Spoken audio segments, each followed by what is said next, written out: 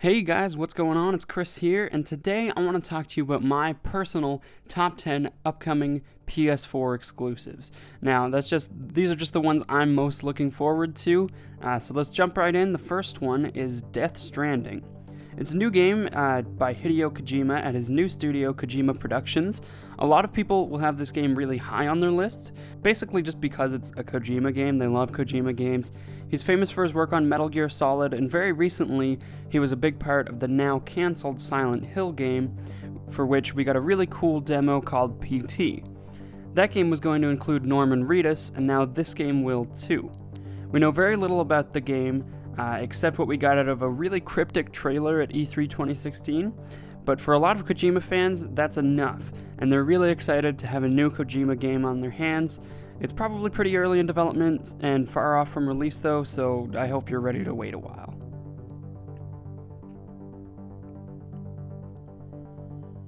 Crash Bandicoot 1 originally came out August 31st, 1996, which means we're actually less than a month away from its 20-year anniversary. Whoa. It was developed by Naughty Dog, who you may know from their more current series Uncharted and The Last of Us. Crash 1 was followed up by two sequels, both developed by Naughty Dog, and those are the three games included in the Crash PS4 remaster announced at Sony's 2016 E3 presentation. Now, to clarify, there were more Crash Bandicoot games after that, but Naughty Dog just worked on the core 3 and I think the first iteration of Crash Bandicoot Racing. The racing game wasn't part of the main series, it was just kind of a side spin. They just made sort of like a Mario Kart game but with the Crash characters. The original three Crash games that are part of the remaster were a pretty huge deal when they first came out. They were big hits, and they were praised for taking a fairly standard approach to 2D platformers, but putting it in a 3D perspective. I've never personally played the Crash games, but I've certainly heard about them, and their release on PS4 is exactly the chance I want to finally play them, so I'm really looking forward to that. Insomniac Games' new Spider-Man PS4 exclusive adventure is one I'm definitely really excited about. Basically, all we've got at this point is a trailer, like a lot of the games on this list, but it looks really fun, and a lot of people have their hopes on this being a Spider-Man game with the quality of the Batman Arkham series, or at least being as good as Spider-Man 2 from 2004. That's kind of the gold standard for Spider-Man games at this point. The game does not take place in the Marvel Cinematic Universe, which makes me personally kind of sad. I like that there's a big interconnected universe, and this actually doesn't take place in any pre-existing universe. It stands completely on its own. A blank slate can be a good thing though, and all I really want is a good game. Personally, I'm not a huge fan of his costume in the game, but there is the possibility of what a lot of other games have done where you can collect other costumes that enhance different abilities, and regardless, the look of the costume isn't really that big a deal. It certainly doesn't make or break a game. I really hope this game rocks, and also hope we don't have to wait too long for it, since right now it doesn't have a release date. Days Gone is an open-world zombie game, they're not zombies, they're freakers. Okay, I hate that every time a new zombie media comes out, they have to distinguish it and say they're not zombies, but let's move on. You play as an ex-biker in a post-apocalyptic, zombie-infested world. I watched live when this was revealed at E3, and I have to say, I think it looks really cool. I was really excited from pretty much the moment the trailer started. It looks to be pretty story-driven, and I love that you can ride around on your bike, and that you spend your time in the woods. The developers have said, in fact, that the roads are basically destroyed, like all the infrastructure is gone from the old world, I guess you could say. So you can expect to ride your bike through forests a lot, which is great, because for me, that just sounds really fun. Really, I just like driving in open world games, so anytime I get the chance to do that, I'm happy, and especially like riding a Harley or something through a forest, come on, that just sounds fun. Now also, let's not forget tons of zombies, and I mean tons. The number of zombies on screen at once in this game looks to be pretty insane. This looks like a lot more of a mowing down zombies with a machine gun style game compared to the current forefront PS4 game The Last of Us, which is more of a stealth and resource management game.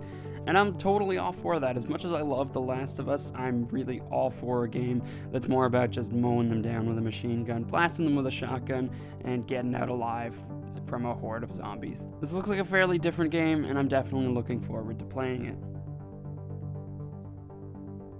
Detroit Become Human is a story-driven game where you play as a crime-solving android named Connor. We caught a glimpse of all this in the E3 trailer, where we can see Connor trying to talk another android down from killing not only himself, but a young human girl. We then get to see there are tons of outcomes for this situation, some good and some bad. It looks like you'll be able to go back after a failed attempt and try again, as well as collect clues about the other android's motivation to help you try and talk him down.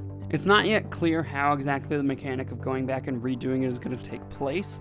I don't know if it's just going to be a straight up rewind and try again, or if it's going to be like you're an android and you're simulating it in your head, so you restart the simulation until you think you've got it down and then do it, or what.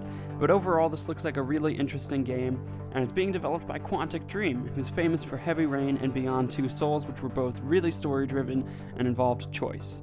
So it looks like hopefully they'll really know what they're doing, and if the trailer's any indication, they definitely do. I'm really hoping this one is as good as it looks to be.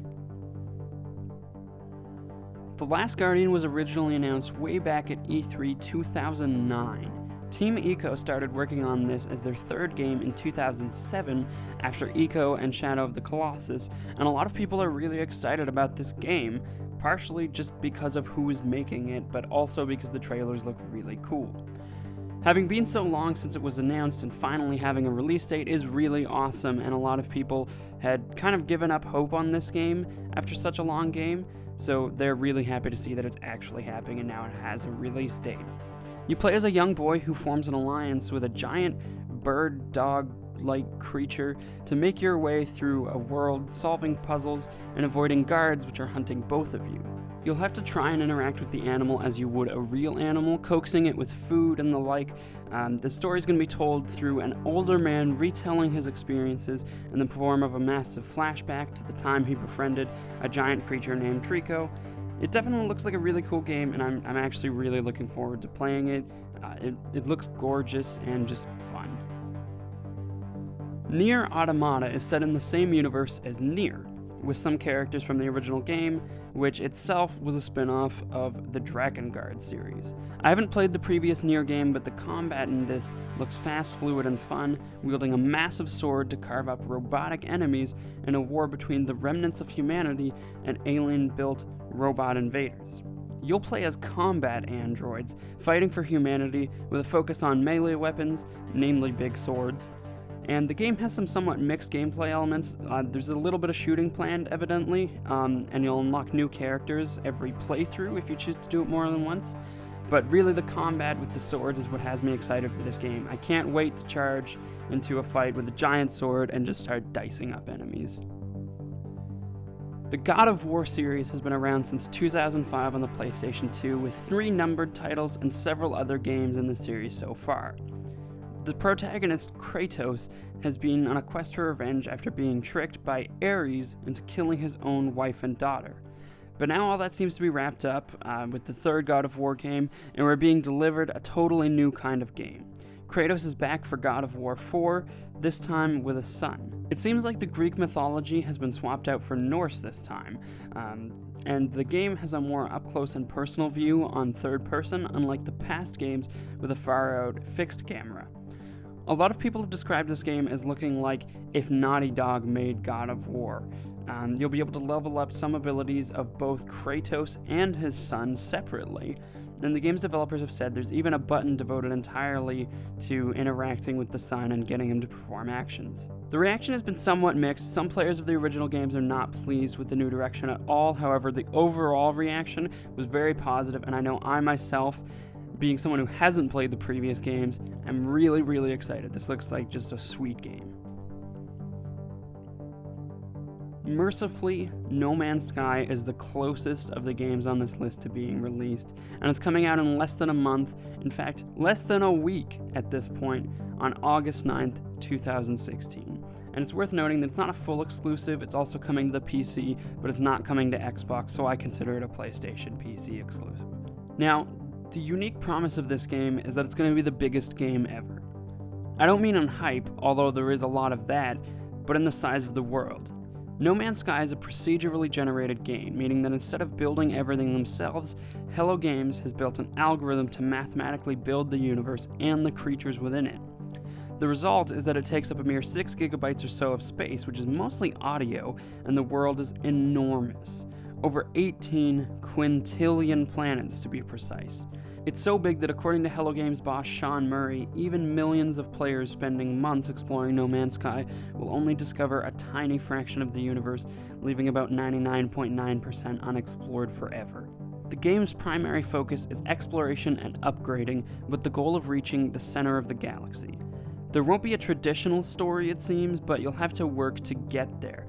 You might land on a planet that's so cold your suit can't handle it, so you've got to mine something somewhere else to get the materials to upgrade your suit until you can withstand the temperature. Trading with NPCs will also be a big part, and I personally am excited for the gratuitous and gorgeous looking space battles. Who doesn't want to get into a spaceship and just dogfight? That looks sweet. And finally, Horizon Zero Dawn brings what looks like ancient prehistoric tribes into a post-apocalyptic future. This future is much different than most post-apocalyptic settings. Instead of running around a desolate wasteland looking for resources like oil, you move through lush environments hunting robot dinosaurs. Yeah, you heard that right. No one knows why the world of Horizon Zero Dawn is filled with these behemoths, or what happened to the advanced humans that built towering cities like New York, known in the game as the ones who came before, that's us. You'll follow the protagonist who, if you watch Game of Thrones, will probably give you major Ygritte vibes. She looks like a badass in her quest to answer all of these questions. All while fighting robot dinos, of course. You can't forget those. Sadly, Horizon is still really far off. On the horizon, you might say.